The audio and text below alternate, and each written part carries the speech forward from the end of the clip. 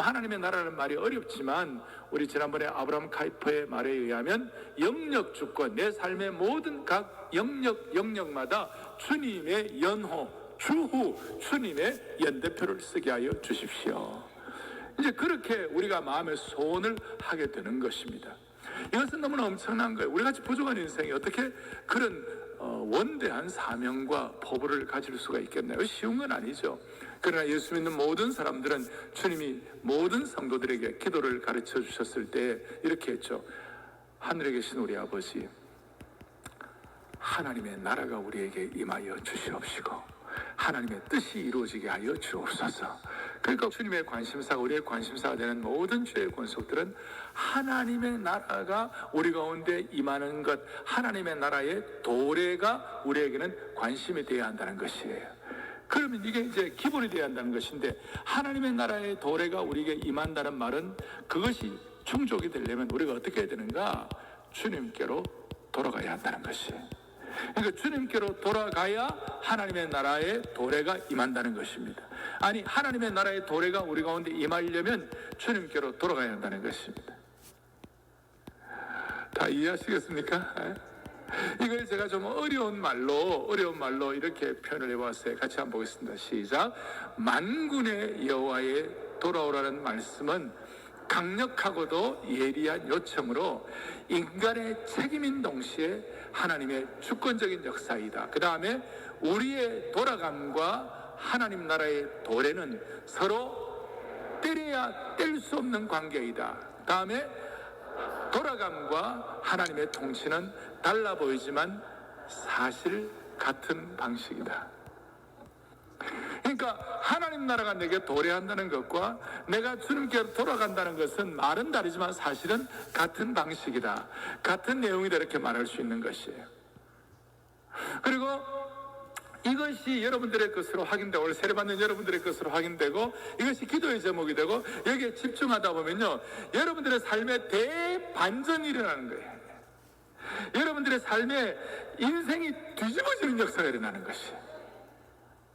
오늘 이 사건은 아람어로 그 유대라는 말을, 유다나라라는 말을 아람어로는 예후드라고 그래요. 예후드라고 그러는데, 예후드라는 그것은 조그만한 부분이었어요. 세계적인 큰 제국으로 보면 그는 아무것도 아닌 조그만한 어떤 귀퉁이였어요. 오늘 여러분 이 말씀을 들으면서 성도들 가운데 나는 지금 한쪽 구석에 온중근의 채플 저쪽에 또 온라인 오픈할 때 다 구석에서 듣고 있는데 그게 나하고 무슨 상관이 있는데, 아니에요. 오늘 이 말씀이 여러분들의 성령님의 조명을 통하여 레마의 말씀으로 임하기만 하면 내 삶의 대반전이 일어나기 시작하는 것이에요. 그래서 오늘 4장 10절 앞부분에 뭐라고 얘기하고 있어요? 이렇게 나와 있죠. 작은 일의 날이라고 멸시하는 자가 누구냐? 그 작은 일이 아니야. 하나님의 나라의 도래를 위하여 여호와께로 돌아간다는 이 엄청난 사건 앞에 이것이 내게, 이 말씀이 내게 확신이 되고 기도의 제목으로 되고 사명으로 확인되면 여기에 어떤 여러분들의 삶에 드라마틱한 대반전이 일어난다는 것이에요. 작은 일이 아니라는 거예요. 그래서 이 작은 일이 아닌 것을 어떻게 설명하고 있느냐? 학개서는 이렇게 표현하고 있어요. 여러분, 학개서는 학개, 스가랴, 말라기는 소위 공시적인 예언서라고 그래요. 뭐라고 그런다고요?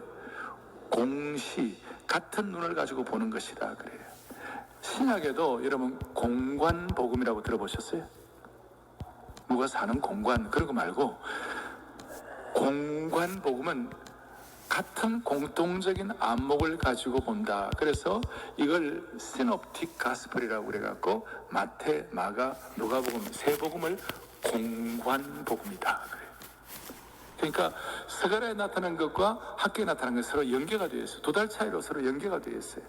그래서 오늘 이런 일들이 작은 일이 아니고 하나님 앞에서 큰 일이라는 걸 뭐라고 표현하고 있냐면 학개서 2장 6절에 놀라운 말씀이에요. 다 같이 또박또박 같이 보겠습니다.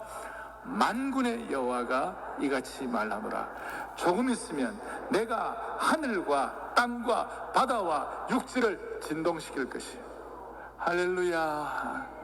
만군의 여호와는 우주의 하나님, 권세자, 별들의 주님, 천군 천사들의 큰 왕이 이같이 말하노라. 조금 있으면 이 말씀을 너희들이 제대로 깨닫기만 하면 하늘과 땅과 바다와 육지를 진동할 것이다. 한자로 사자성어로 경천동지란 말 아시죠? 우리의 인생에 경천동지할 사건이 될 것이다.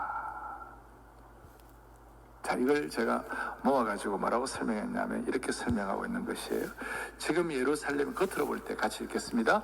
겉으로 볼 때 예후드라는 작은 지역에서 일어나는 작은 사건을 통하여 하나님 나라 전체 무대가 준비되고 새 창조가 임하는 것이다. 이거야말로 경탄할 만한 사건이고 하나님의 나라가 우리 공동체와 세상에 침투해 들어오는 드라마틱한 사건이다. 성경 해석들을 제가 모아가지고 정리를 한 거예요. 여러분, 이게 아무것도 아닌 것이 아니고 이것이 드라마틱한 사건이 될 수가 있고 이것이 경탄할 만한 역사가 일어나는 것이에요. 그래서 오늘 이제 조금 이따 제가 말씀을 드릴 텐데 이 내용들을 적용할 때에 오늘 이번 주간 다음 주간 무슨 일이 일어날지 한번 기대해 보시기를 바래요. 하나님의 필요하면 세례받는 듣고 학습받는 분들뿐만 아니라 우리 모두에게 오늘 이 온라인 오픈하러 들어오는 모든 분들에게 신적 개입의 역사를 통하여 내 인생의 대반전이 일어날 수 있는 것이에요. 대반전이 일어날 수 있는 거예요. 자, 이런 말씀을 드려도 제가 이 말씀 많은 분들이 그렇게 될 수 있도록 은혜 주옵소서 하고 사모하지만 어떤 분들은 목사님 그래도 뭐 나는 되겠나? 그게 어찌 그리 가능하겠나? 그런 분들이 오늘 저 구석에 몇 분 있을 수가 있어요. 누군지 좀 약간 그럴 수가 있어요. 이제 그런 분들에게 제가 확실하게 지금부터 말씀을 드릴 테니까 왜 이게 드라마틱한 반전이 될 수 있고 이게 작은 일의 날이라고 무시당하지 않을 수 있고 이것이 왜 하나님 나라의 도래와 돌아감의 역사가 서로 공시적으로 우리가 볼 수 있고 이것이 왜 하늘과 땅과 바다와 육지가 놀랄 수 있어 경천동지의 사건이 될 수 있는지를 제가 차근차근 조금 더 설명을 하겠습니다. 그 당시의 사람들도 주님이 이렇게 말씀하신 그대로 받아들이는 사람도 있고 어떤 사람들은 그냥 넘어가는 사람도 있었을 거예요. 오늘 본문에 이 말씀을 받았던 유대 공동체, 소위 예후드 공동체가 성전을 스룹바벨 제2의 성전을 한번 포로 귀환 이후에 한번 재건해 보겠다고 이렇게 애를 쓰는데 사마리아 사람들을 비롯한 이 못된 사람들 때문에 그 성전 건축이 16년 동안이나 지연되고 방해를 받아가지고 진척이 안 됐어요. 그러니까 많은 사람들이 좌절하고 절망하고 깊은 나락으로 떨어졌습니다. 그래서 이 좀 좌절하는 그 예후드 유대 백성들의 마음 속에 예후드는 유대라는 말에 아람어라고 그랬어요. 그 당시에 통용되던 말들이었어요. 아람어에 이 예후드 이 유대 백성들의 사람들 가운데 내가 이렇게 주님 앞에 이 말씀을 받고 열심히 기도하는데도 불구하고 뭔가 왜 이렇게 결과가 없나? 주님은 하나님의 사람들을 반드시 원수 갚는 날도 주신다고 그랬고 여러분 신원의 날을 주신다고 그래요. 신원의 날은 뭐냐면 애통하고 통절하고 슬픈 그 마음을 주님이 다 갚아주신다. 그게 신원을 해주신다 그 뜻이에요.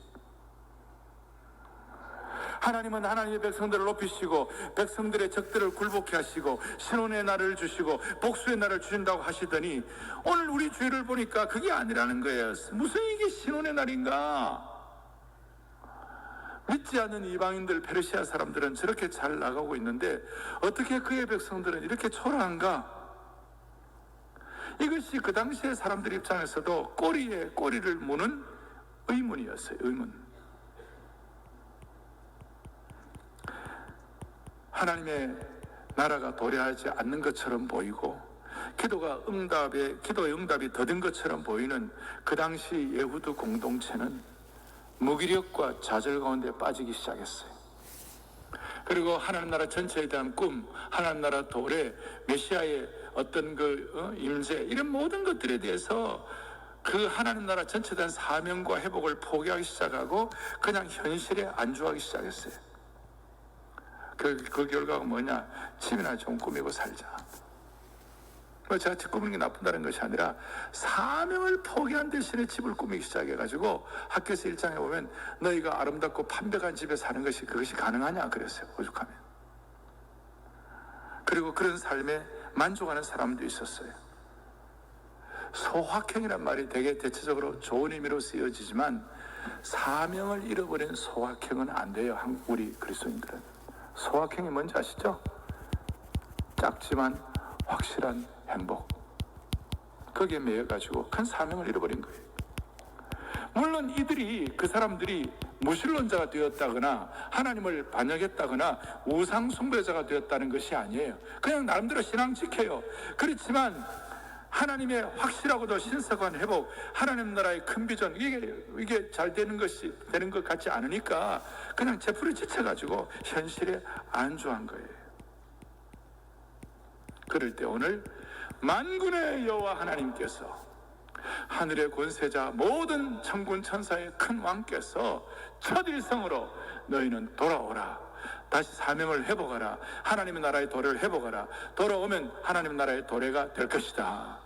그걸 이제 말씀하면서 이름에도 불구하고 마음이 좀 그래도 따라오지 못하고 될까라고 의문을 제기하는 분들에게 확실하게 말씀하는 것이 오늘 여러분들이 읽었던 스가랴 9장 12절의 말씀이에요. 다시 스가랴 9장 12절을 보겠습니다. 같이 보겠습니다.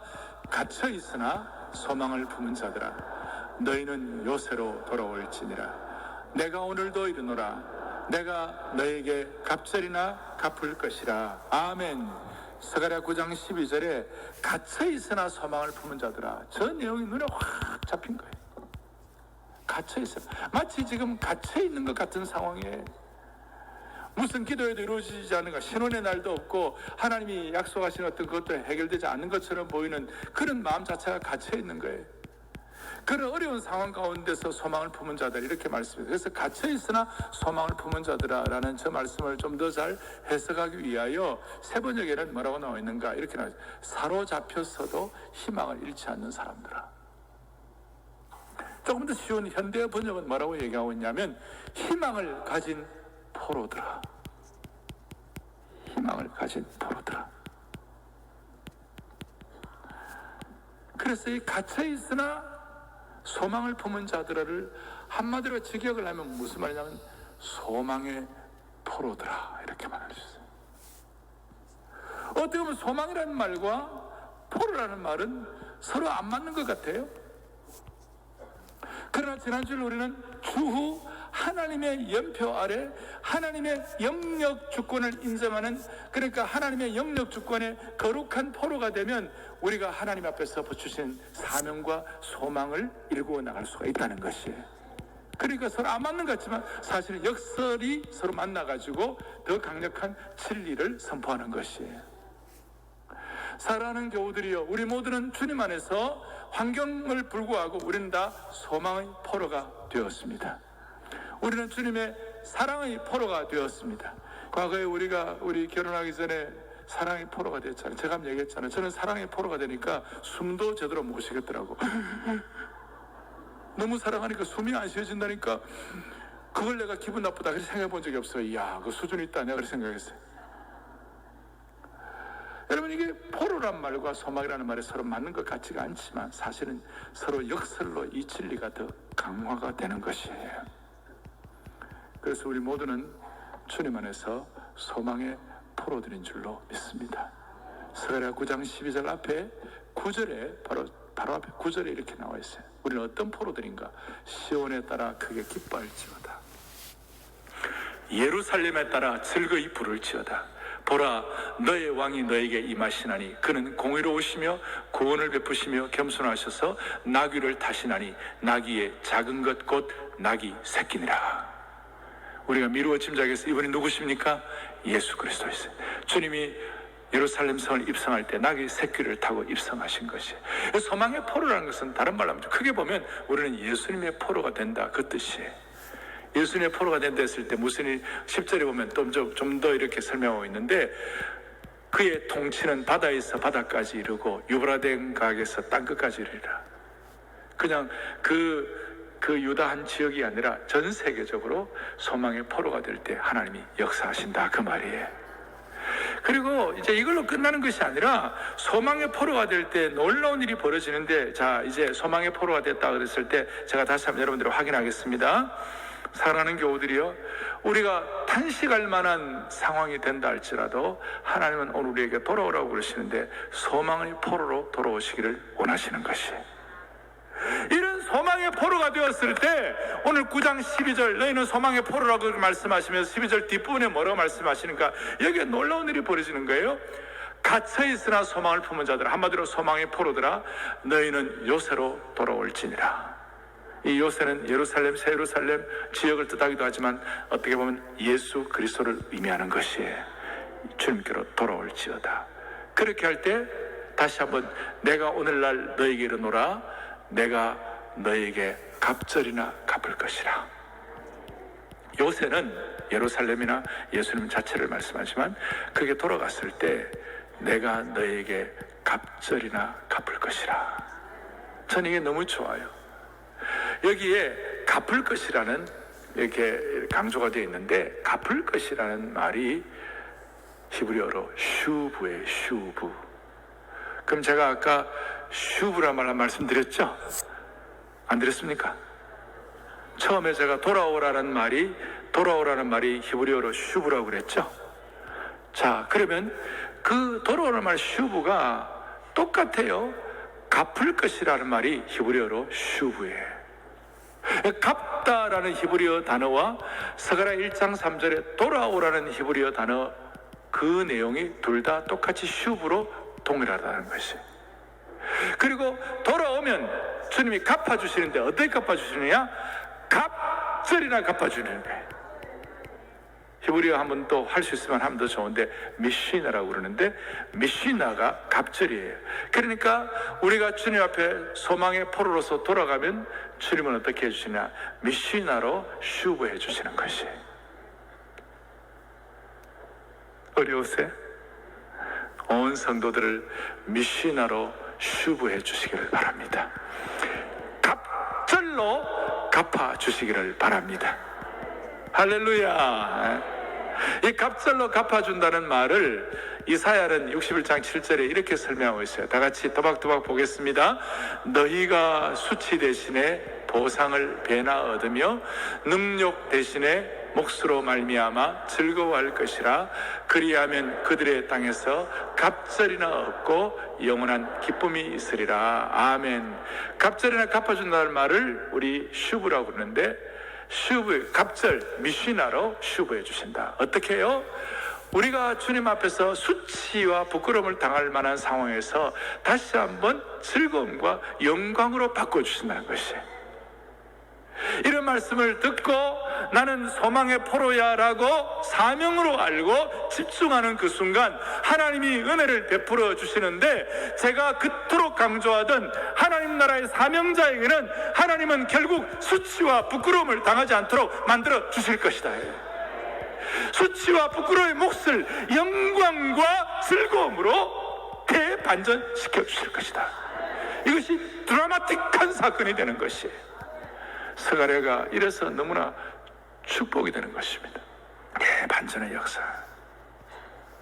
그러고 난 다음 그 대반전의 역사를 일으키고 바로 12절 뒤에 13절에 스가랴 9장 13절에 또박또박 같이 보겠습니다. 내가 유다를 당긴 활로 삼고 에브라임을 끼운 화살로 삼았으니 시온아, 내가 내 자식들을 일으켜 헬라 자식들을 치게 하며 너를 용사의 칼과 같게 하리라. 아멘. 미시나와 슈브, 배로 갑절로 갚아주시고, 돌아오는 자에게 갑절로 갚아주시면 무슨 일이 벌어지냐? 우리가 당긴 활이 되는 거예요. 끼운 화살이 되는 거예요. 확실하게 우리 앞에 있는 모든 것들을 뚫어버릴 만하고 타깃을 맞출 만하고 극복할 수 있도록 확실한 활과 화살의 역할을 하게 해주시는 주님을 찬양합니다. 더더구나 우리의 자식들을 일으켜가지고 헬라의 자식들을 치게 하셨다.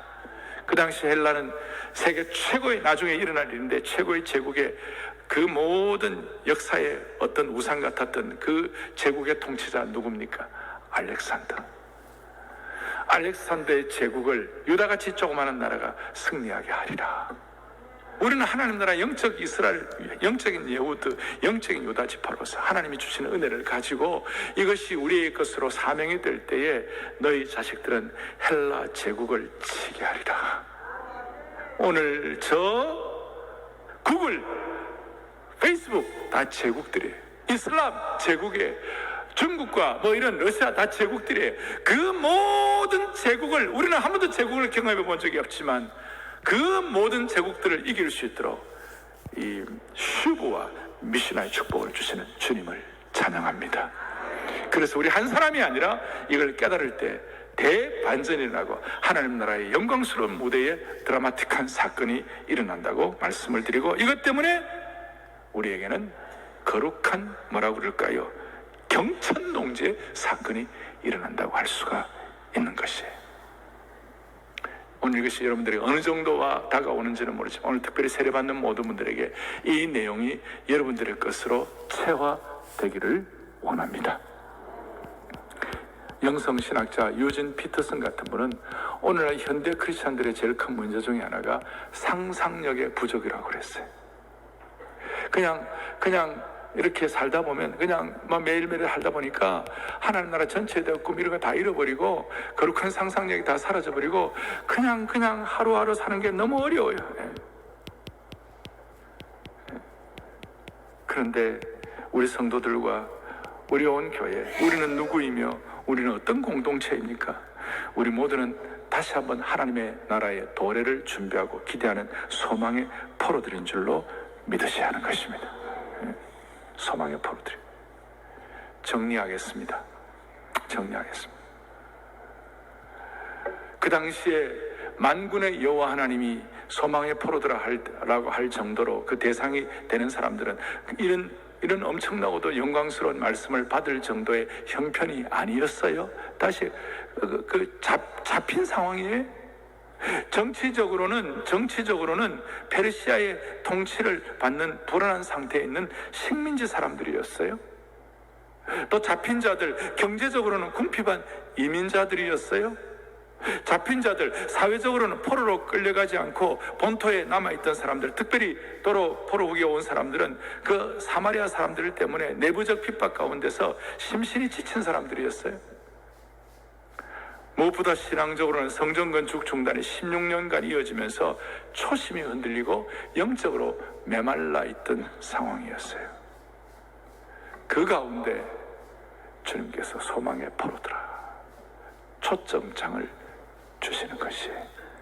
이게 내게 어떻게 되겠나, 내 주의 상황 가운데서는 신혼의 날도 회복이 안 됐는데 이렇게 하지 말고 이 말씀 그대로 소박하게 마음을 열고 그대로 다 받으십시오. 여러분의 자녀들이 헬라의 자식을, 헬라 제국과 알렉산더를 극복하도록 만들어 주실 것입니다. 그리고 배나 갚아 주실 것입니다. 미슈나와 슈브의 역사가 일어납니다. 오늘 이 주님의 돌아오라는 초청장을 거절하지 마시기를 소망합니다.